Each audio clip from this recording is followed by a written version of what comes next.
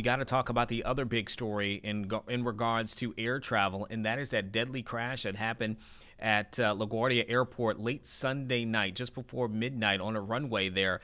A jet crashing with a fire truck. The two pilots on that plane killed in that crash. Dozens others were hurt and hospitalized. And now we are learning from the NTSB that there were only two air traffic controllers who were there in that midnight shift. And there appears to be some issues with technology that may have been a portion of this, particularly some technology that may not have been on that fire truck with those two firefighters for the Port Authority going to another emergency situation there on a separate plane for an odor smell. And so obviously we've told you at this point that communication also appears to be a big issue in this, with an air traffic controller giving the okay for that fire truck to go onto that runway, only moments later trying to get them to stop, knowing that it was then too late. That crash took place, and obviously the tragedy unfolded from there.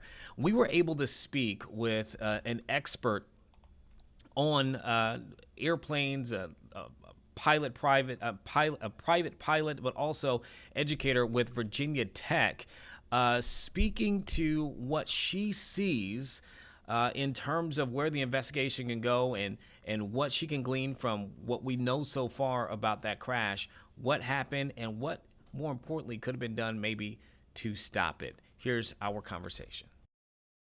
Let's start with the crash itself. We know, obviously, we've seen the terrible images that came in late Sunday night.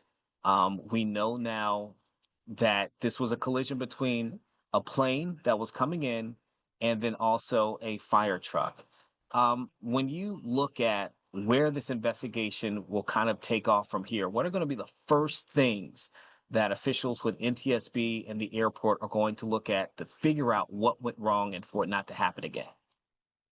Sure. The things that were available immediately, because we have the internet, which is great, are a live ATC transcript of what, or recording of what both the air traffic controller and the flight crew were saying to each other, and also what the air traffic controller and the folks in the fire truck who requested permission to cross the runway were saying. So that audio has already been out on the news media since the accident happened, almost instantly. The second piece of information is we now have data that comes in from sources like FlightAware and Flight Radar 24 that gives us the position of the aircraft over time. So we can follow this Air Canada Express CRJ-9 as it came in and approached and touched down on the runway. So those things were from external data sources, so they did not have to be recovered as part of the accident was kind of combed through by the investigators. Later, the NTSB has recovered the flight data recorder and also the cockpit voice recorder. My understanding from the news media is that they had to cut in through the top of the aircraft to retrieve them because the front of the aircraft was so damaged in its impact with the fire truck. But they do have these recorders. They have specifically been designed to be very robust to accidents, and they are processing that data and hope to release it soon. So you and I both listened to the ATC recording from the air traffic controllers, and you heard the moments in which the Port Authority employees inside that truck asked if they can go, to cross that particular runway for another situation. The air traffic controller seems to tell them it's okay, and then not long after, we hear them say, no, stop. Now the question becomes, were they distracted by something else? What are the things do you think they're going to be looking at when it comes to the questions that they'll ask of the air traffic controllers, the situation that they're going to maybe be looking into just on that scenario alone, based upon what we know from those recordings? Yeah, quite obviously, if you listen to the couple of minutes after this accident happened, you can tell that the air traffic controller who cleared that fire truck across the runway felt terrible, as would anyone who was in that situation. This was a case where a mistake was made.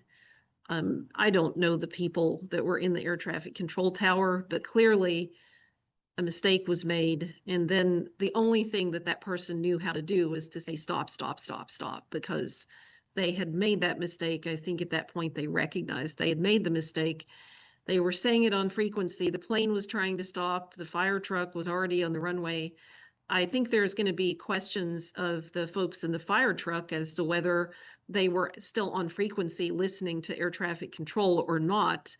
When they heard stop, stop, stop, the timing appears to have been such that the first stop was issued over air traffic control before the fire truck entered the runway. So in terms of once the folks that were the firefighters that were in the truck are able to participate in the investigation, I think there will be an initial question of, were they still on frequency listening to that air traffic controller? If they were not, why not? Because they were crossing an active runway. And if they were on frequency, why wouldn't they have heard the request to stop? The timing is important there, and it's really hard when you're listening to a recording, which is not synchronized yet with the positions of the vehicles. It's very hard to know exactly how many seconds before or after that fire truck entered the runway area that the first stop was said by air traffic control. So I think that point in time and the order in which the stop and the fire truck entering the runway happened is going to be the focus of the discussion at the very micro level. At the macro level, we're all going to have to step back and say, what could we do better? Right. At this particular case, clearly both the air traffic controller and the fire truck were focused on this other aircraft that had a bad odor. And so they were worried that there was some kind of maybe even fire in that other aircraft. And so unfortunately, that seemed to cause a little bit of distraction, which in the end resulted in maybe too much focus on the fire truck and not enough on this landing airplane. And if I recall, to your point there, the air traffic controller later does say, I was focused on another emergency, which we can maybe put one and one together. It was that odor that was being smelled on the other plane. When I look at the video of the crash that now has surfaced, and we know that the plane, had landed from Montreal. It was traveling, I believe, upwards of 100 miles an hour, for the plane. The truck does not appear to be traveling that fast, but the angle of it all, what factors maybe could have gone into maybe them not seeing the plane? I think those are some questions that I'm getting too from people is, could they not see the aircraft to their side? We know, I think it may have been drizzling as well. Could that have played a factor? So I imagine those are also going to come into this whole concept as people are looking at it thinking, trying to play Sunday morning quarterback or Monday morning quarterback as to what they could have done. Yeah. So a plane has to land faster than 100 miles an hour because the wings will stall if it's going too slow. That's why runways are quite long. And in almost any landing, when you land, there is this very strong deceleration that happens because you do thrust reverse and hit the brakes and you try to stop as quickly as possible. But the simple fact is a fixed wing aircraft needs several thousand feet in most cases to go from a speed that is above stall where you first touch the wheels down to where you're completely stopped. So of course the NTSB with the black box data will be able to play back exactly that sequence of deceleration to determine if it looked like a very normal thing. That plus the voice recorder, the crew of course would say, look at that fire truck, and talk about it if they saw it. And if they didn't see it, then there would be a more normal deceleration to stop because they would be making the assumption that the runway was clear. The fire truck, emergency vehicles try to be cautious, but they assume they have priority. At an airport, of course, a fire truck would be cautious as they cross the runway, and they followed procedures, the firefighters did, by requesting permission to cross the runway. They trusted air traffic control to only give them permission if the runway was clear. There would have been several thousand feet of distance between the fire truck and this aircraft when the fire truck was looking before entering the runway to see if it was clear. It is not, I don't know whether they saw the plane and thought nothing of it because air traffic control said no problem, go ahead and cross, or whether they couldn't see the plane. Certainly, the firefighters are still with us, fortunately, and I'm sure they'll be asked that question, but I don't know the answer to that. I think one of the things that's really important to think about in the future is we have so much data that the average person listening to this right now would have heard the air traffic control communications. They could have seen the flight path. They would have seen the video of the impact with the fire truck and the aircraft. We can do better with data link, right? We do not have to solely rely on a person who may be overloaded because of another incident or potential incident to make every call that could assure or compromise, in this case, safety. The simple fact is, looking at the same data that we're looking at home, we knew that that plane was landing. We knew that it would need several thousand feet to stop once it touched down. And so that same data could be shared between vehicles on the ground, like the fire trucks, and all of the aircraft in the sky. It is critical that flight crews, and in this case, firefighters as well, know about other vehicles and take steps to avoid them. In this particular case, it appears that the human senses may not have been sufficient because the visibility may not have been great. So they relied on air traffic control to tell them who has priority and who should wait. If we had a data link, there could be the equivalent of a stop sign or a light, a warning light that goes off in the fire truck, that goes off in the airplane. In this particular case, the fire truck could have had that big wait light and it could have just stopped because there was another plane that was too close. That would have been the obvious solution. If for whatever reason the fire truck didn't stop, but the presence of that obstacle on the runway was alerted in time to an approaching aircraft, in this particular case, I think the aircraft had already committed to landing, but we can make that call after we have the black box analysis, then the aircraft might have gone around. Once the aircraft touched down, it had slowed down so much that it couldn't take off again. It is in a vulnerable position and must have a clear runway. So that means that every vehicle on the ground needs that data link to be able to see in a warning light, as simple as just a little light or sound on the dash that says runway in use. I think those are excellent points, especially when we consider how many conversations we've had over the last few years with shortages for air traffic controllers, the stress that it comes with the job, how many can be overworked. And obviously, as we're learning in this, it is such an important and vital job. I think your suggestions there, certainly refreshing to hear, and may have really been useful in this circumstance. And speaking of this circumstance, my last question to you when it comes to this is now we have a timeline to figure out, how can we solve these issues? You just laid out some great examples.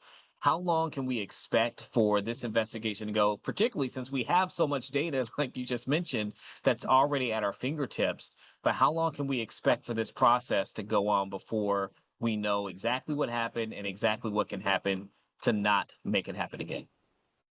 Yeah, so the NTSB, National Transportation Safety Board, will release a preliminary report, not a final report, just to get those findings out into the public as soon as possible within the first 2 to 3 months. In this case, I suspect it to be on the earlier side because it has not been as difficult for them to recover the black boxes as it is in many cases. And they like to at least make sure they recover all of the data before they release a preliminary report. They will release the report with commentary, and they usually have a briefing so that the press can attend and hear about the preliminary report in tandem with its release online. So look for that in the next couple of months, I would say. After that, there's a big gap between the preliminary report and the final report. That is when they get involved with simulating the vehicles involved, making sure that they have all of the information they can from all of the people involved, not just the firefighters and the passengers on the aircraft and air traffic control, but experts at the companies. So for example, they will involve the the CRJ manufacturer, right? Because they want to understand the deceleration profile, the instrumentation that the aircraft had on board. They'll work with meteorologists to understand as much as they can about visibility and winds and so forth. This allows them to do a really precise simulation of what that CRJ was doing on approach and what happened to decelerate after it landed. They'll also look at the crashworthiness. By my unexpert opinion of the fire truck side of it, and I don't know much about the resilience of fire trucks.